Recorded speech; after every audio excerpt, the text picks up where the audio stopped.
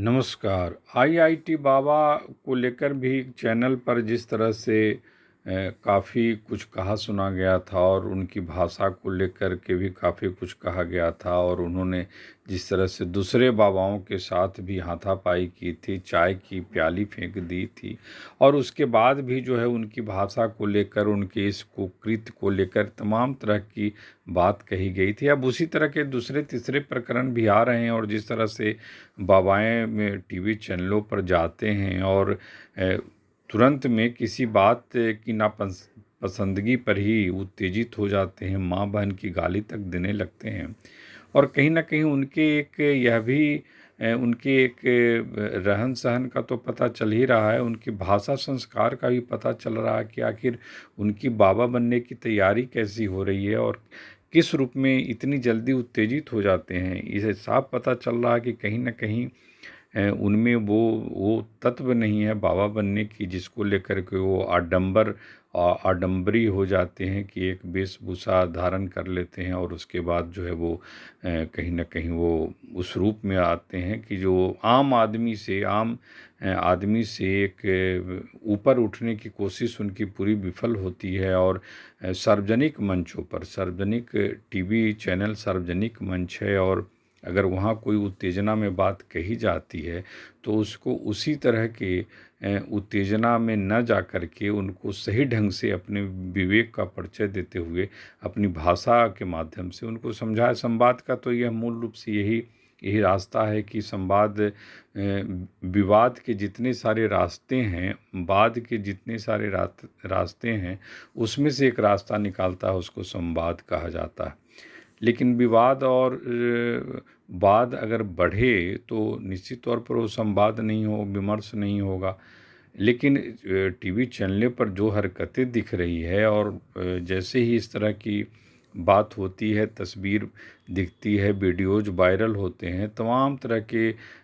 जो वो है एक तरह से उस पर जो है वो टीका टिप्पणी भी शुरू हो जाती है। और यह लगता है लोगों को कि इन बाबाओं से जो उम्मीद है, जैसे आईआईटी बाबा से ही काफ़ी कितनी उम्मीदें थी।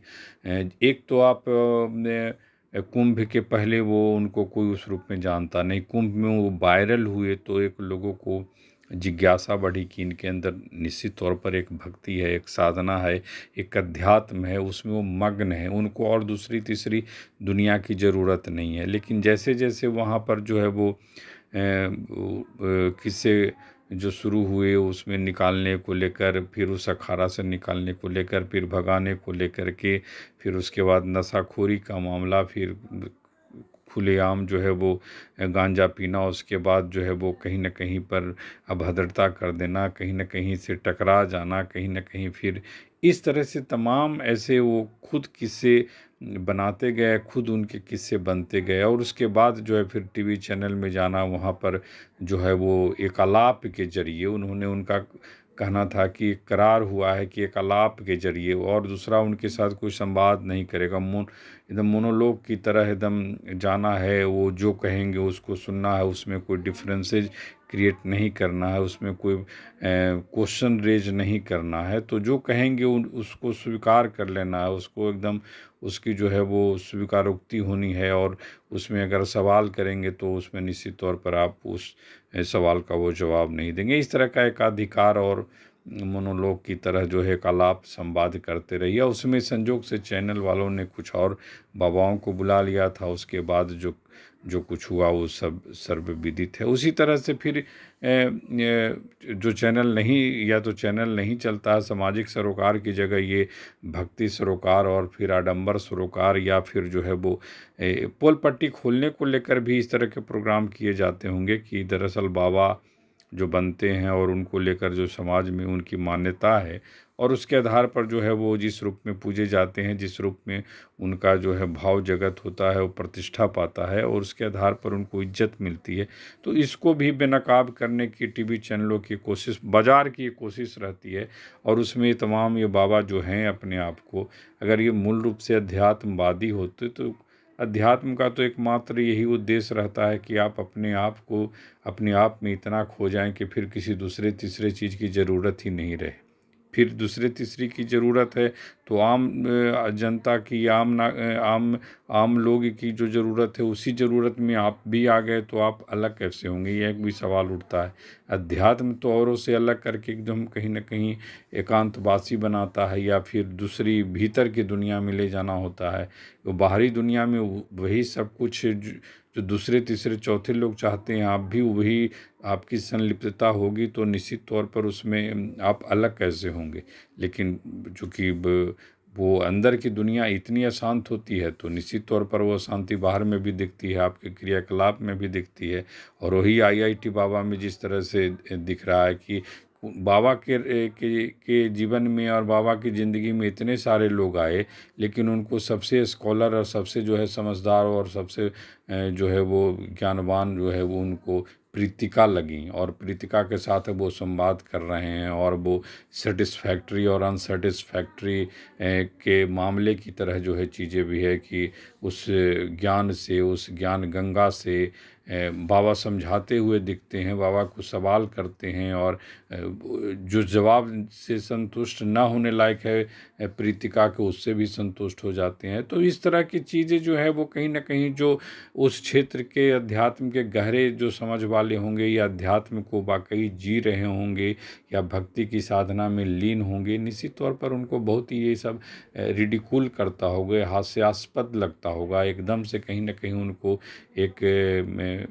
मृग तृष्णा जैसी कहीं ना कहीं बोध होता होगा या फिर मृग तृष्णा जैसा लगता होगा। और कहीं ना कहीं यह भी लगता होगा कि आखिर यही सब करना था तो आप वही भले थे जो आप गुमनामी में जी रहे थे और आप किसी साधना में लगे हुए थे। तो आए दिन जिस तरह से अब टीवी चैनलों पर इन बाबा के भाषा संस्कार को देखा जा रहा है और कहीं ना कहीं इन बाबाओं पर सवाल उठ रहे हैं, तो निश्चित तौर पर एक चिंता का विषय है। और ये समाज की उन्नति को भी दिखाता है कि आखिर अध्यात्म में आप कहीं पहुंच भी रहे हैं कि आप जहां थे उससे भी 1000 गुना पीछे जा रहे हैं। ये काफ़ी एक विचारणीय सवाल है और उस पर सभी की चिंता होनी चाहिए और सभी चिंतित हैं भी इसको लेकर। जिस तरह से टीका टिप्पणी शुरू हो जाती है तो वो मान कर चलते हैं कि इन बाबाओं के पास ऐसा एक मानक होना चाहिए, एक ऐसा एक मानस हो जिससे दूसरे तीसरे को सीख मिल सके, न कि इनको देख करके और वही टुच्ची गली मोहल्ले जैसी गालियाँ इनसे सुनने माँ बहन को लगा करके। तो फिर यही भाषा संस्कार है तो इनको बाबा कहना अपने आप में एक अपराध बोध है और अपराध है, अपराधी की कहीं ना कहीं एक कर्म कांड है कि आप इन जैसे लोगों को बाबा कहते हैं। और यही आईटी बाबा में भी जिस तरह से अब उन्होंने अपने आप को जिस तरह से जिस रास्ते पर ले जा रहे हैं उसमें कहीं स्थायित्व तो नहीं दिख रहा है, उनकी गिरावट ही कहीं ना कहीं दिख रहे हैं। लोग रेखांकित भी कर रहे हैं और उनके जिस हाव भाव क्रियाकलाप है तो उससे भी साफ पता चलता है कि लोग उसको अब पसंद नहीं कर रहे हैं, नापसंद कर रहे हैं। और यह कहीं ना कहीं यह जो रुकना चाहिए, लेकिन जब तक स्व का धक्का नहीं लगता है, जब तक जैसे उनको एक बार राजस्थान गए थे और कुछ 1 ग्राम 2 ग्राम गांजे में 1.5 ग्राम गांजे में अगर उनको गिरफ्त में आ गए और वो बेचैन हो गए थे कि कोई उनको छुड़ा दे, कोई उनको मदद करे, कोई उस तरह से तो बाद में उन्होंने जिस तरह से नशा छोड़ा और कहीं ना कहीं वो सार्वजनिक तौर पर नशा पीने से बचते हैं, तो इस तरह की बेचैनी उनको लगती है। भविष्यवाणी में जिस तरह से वो कहीं ना कहीं विफल हो गए थे कि पाकिस्तान जो है इंडिया को हरा देगा, बाद में वो उस भविष्यवाणी से भी दूर गए। तो कहीं ना कहीं अपने आप को टटोलने की ज़रूरत है। जब तक आप अपने आप को टटोल रहे हैं तब तक ज्ञान का ढिंढोरा नहीं पीटना चाहिए, अध्यात्म का ढिंढोरा नहीं पीटना चाहिए। जो है पहले स्व को जागृत कीजिए, स्व को की जागृति लाइए, स्व में स्वचेतस बनिए, स्वचेतना के एक एक एक राही बनिए। उसके बाद अगर आपके पास कोई ऐसी रोशनी थोड़ा प्रकाश आए, उसके बाद उस प्रकाश से अगर आप झिलमिला उठें, तब कुछ दूसरे तीसरे को अगर कुछ भी सलाह और सीख देंगे तो निश्चित तौर पर लोग मानेंगे, क्योंकि उनके जीवन में भी वो असर होता हुआ दिखेगा, न कि सिर्फ आप जो कह रहे हैं और वो जो समझ रहे हैं वही सब कुछ सही है। और दूसरे जो आपके इन बाबाओं के भाषा संस्कार देख रहे हैं वो आप किसी को कुछ बताने की ज़रूरत नहीं है, वो सब अपना परिचय आप खुद दे रहे हैं और लोग इस बात को समझ भी रहे हैं, चाहे वो आईआईटी बाबा अभय सिंह गिरवाल हों, चाहे दूसरे तीसरे बाबा कोई भी हो। नमस्कार।